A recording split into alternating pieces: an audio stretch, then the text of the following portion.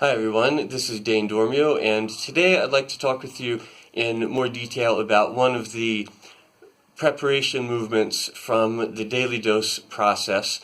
This is a movement that has a traditional Chinese name. It's called Shake Like a Leaf, and the movement in this is just a pure up and down movement that corresponds to the vertical up and down degree of freedom or mode of movement. If you're familiar with the three modes of movement, we have up, down, shifting or side to side, horizontal shifting, and rotation. This movement corresponds to the pure up and down dimension of that, and its main purpose is to open and loosen and soften the joints of the body. It's also stimulating at the same time and generates vibration and passive movement in the body, which has a therapeutic effect and helps the muscles to soften and relax, helps the joints to open, also helps fluids, lymph and other fluids circulate throughout the body. So it generates an overall whole body vibrational type of effect. And the basic movement is just from our natural stance, or Wu Qi stance. It's just the down and up range of motion in the legs, where the feet stay flat, the hips stay level, the spine stays vertical, and the legs are moving up and down and generating this bouncing type of energy that shakes the whole body. So this is from the front, and what it looks like from the side is like this.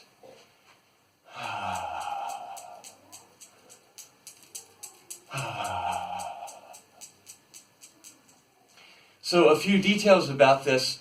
We want to keep all the elements of body regulation and posture, structure, and equilibrium intact. So as I mentioned, the feet stay flat on the floor. This is not a matter of coming up on the balls of the feet like this. The feet stay flat and the weight stays centered over the feet. The knees are bending and unbending through whatever range of motion is comfortable for you. You may go lower, you may not go as low, but it's not as important how low you go as that you are loose and comfortable within whatever range of motion you have. And then also the hips stay level, so the spine stays in its vertical alignment and orientation without moving out of that. So one thing that often happens when people first try this movement is as they go down, the hips rock forward like this, and there's a forward and back movement to the pelvis and the base of the spine like this. And we don't want to tilt the spine out of alignment this way. We want to have pure up and down like this. So as you can see, the spine and the hips are maintaining this vertical alignment. Just like an elevator moving up and down an elevator shaft. Pure vertical movement along the direction of gravity without any deviation from that. And then the spine is floating up, the chest is open, the shoulders are dropped and hanging at the sides, and the neck and the skull are also floating upwards so that the eyes are on the horizon. And basically the body stays unchanged from the waist up. So one thing to keep in mind with this, and with pretty much all Qigong exercises, is that the point is to increase relaxation in the body, is to release tension, not to create more tension. So the type of energy that's generating this movement is a bouncing, springy energy. We want to avoid creating more tension in the legs or the rest of the body. So from the waist up, the body is neutral and soft and relaxed, so that, as you can see, everything vibrates loosely like this. But with the legs, we want to be engaging the legs in a way that's loose and springy, not that we're creating tension and contraction in the legs. And that's something that when you play around with this movement, hopefully you can feel the difference if your legs are getting more and more tense as you do this versus if your legs are getting more and more relaxed and bouncy and springy as you do this. That's what we want to have, is releasing tension in the body not creating more tension. So the way the breath engages with this is that it's basically neutral. The diaphragm and the breathing apparatus is held neutral, and you'll find that just this movement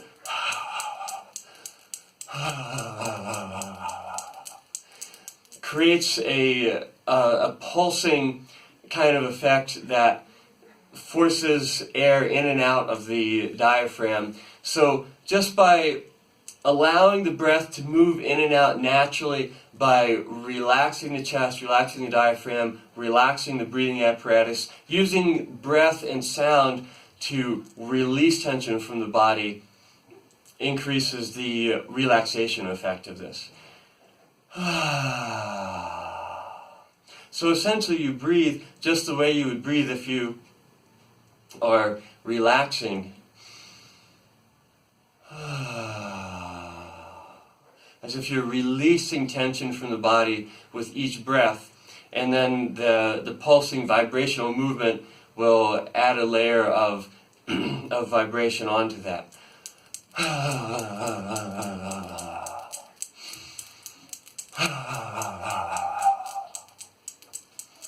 And again, with the breath, we want to be capturing the feeling of releasing tension from the body rather than forcing the breath or otherwise creating more tension in the body. The aim is to release tension.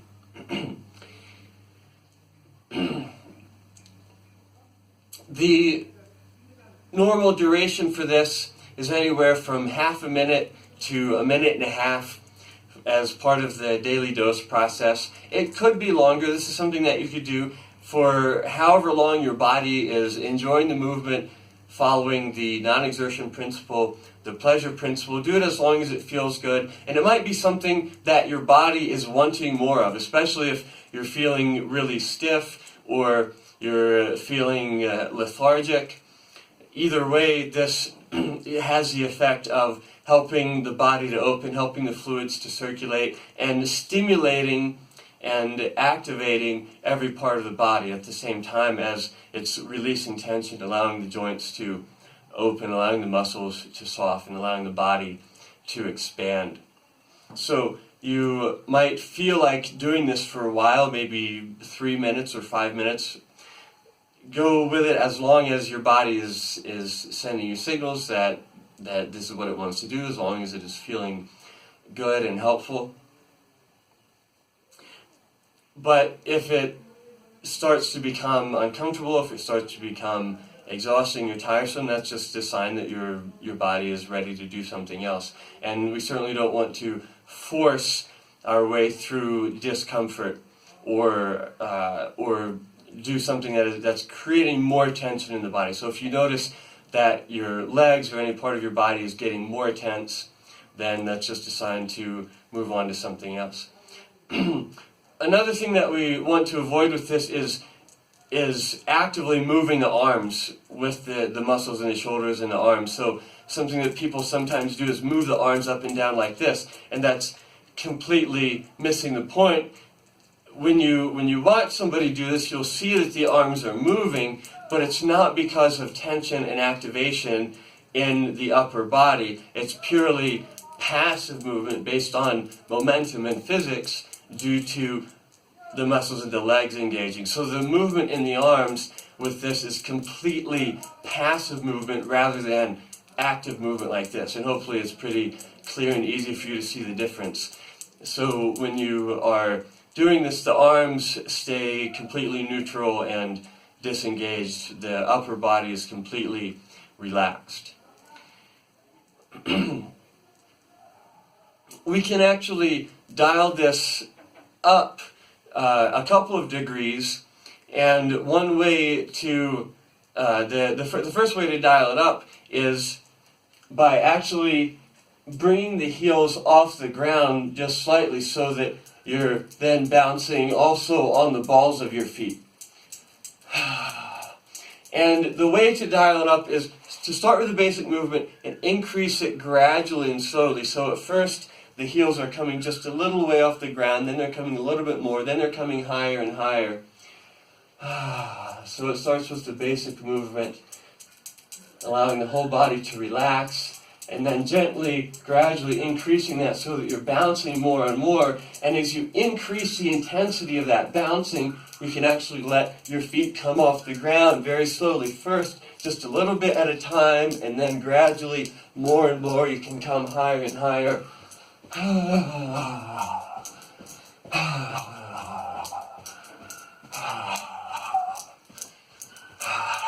Still allowing the upper body and the rest of the body to relax, and maintaining the feeling of springiness in the legs. Most of the action at this point is occurring in the calf muscles, and the ankles are acting like springs, like kind of like little pogo sticks. We want to be making springy contact with the ground so that we're conserving energy. And the way that you know you're doing this right is that the ground actually feels like a trampoline, like a rebounder, like a mini trampoline, which is a great form of exercise. And if the ground feels like a trampoline to you, then essentially it is. You're essentially getting the same benefit, the same effects that you would get from exercising with a rebounder, although you don't actually need a rebounder, no equipment required. Just use the springiness, the natural springiness of the muscle tissue to generate the same effect. Also still releasing tension from the whole body and the upper body in particular with breath and sound. So the breath is still neutral, full, relaxed.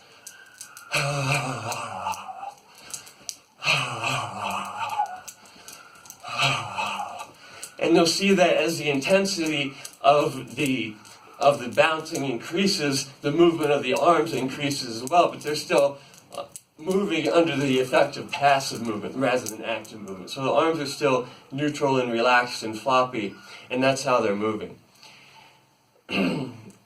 So we can increase the intensity of this one step further if we want. The idea, again, with increasing is to increase it slowly. The principle of smooth transitions is that we want to slowly transition in and out of everything that we do. So we'll gradually increase the intensity of this, maintaining the sensation of relaxation and releasing tension from the body the whole time. And what we'll do is allow the arms to float up, all the way up to their full extension, still opening, softening, expanding the chest, the back, the upper body as we do this. And this allows us to open the body even further, and it's something that we can do as an additional component to this, which is actually a really strong balance exercise, is in the process of bouncing, spin around 360 degrees. So this exercise, taken all the way to its full intensity, would start with bouncing with the heels flat, and then bouncing on the balls of the feet, and then bouncing off the ground, and then the hands float up, and then spinning 360 degrees while bouncing.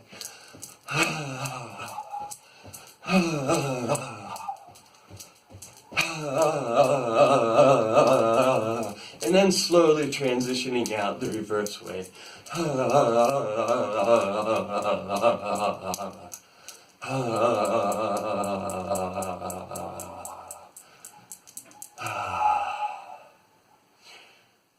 As the way that we transition in is the movements gradually increase in intensity, and the way we transition out is that they gradually decrease in intensity. You can let your body be your guide in the form of the non-exertion principle and the pleasure principle as to how far you go with this, how intensely you take this, and also how long you do it. So the rule of thumb is do it as much as it feels good, as long as it feels good. And it can be at whatever intensity level feels comfortable for you, that you feel like you're getting the benefits from. Another effect from doing this at a higher intensity, especially if you maintain it for a significant duration, is this will help to generate heat in the body. So if you're in a cold environment, or you're just feeling cold and wanting to warm up, this helps to increase the temperature of the body through the breathing action, and also through engaging the muscles of the legs to do this work, moving up and down in the gravitational field. So it's something that you can do if you want some additional warmth in the form of body heat. It's something that you can do to warm up in that sense.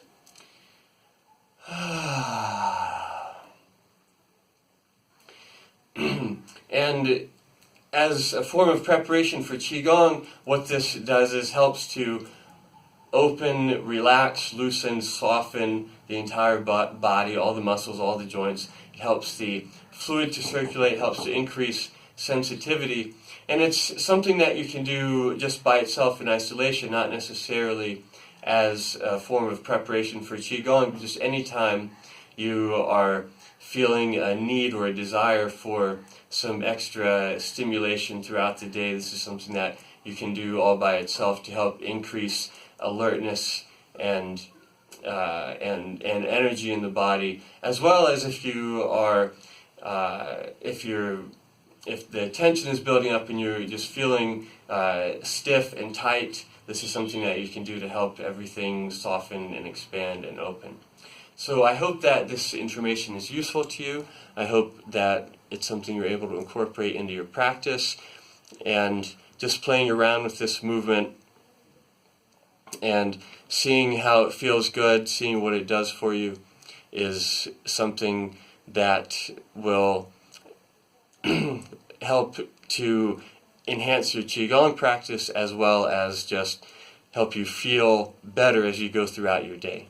So thank you for joining me today, and thank you for joining me on this lifelong mind-body mastery journey. I look forward to seeing you next time. Bye.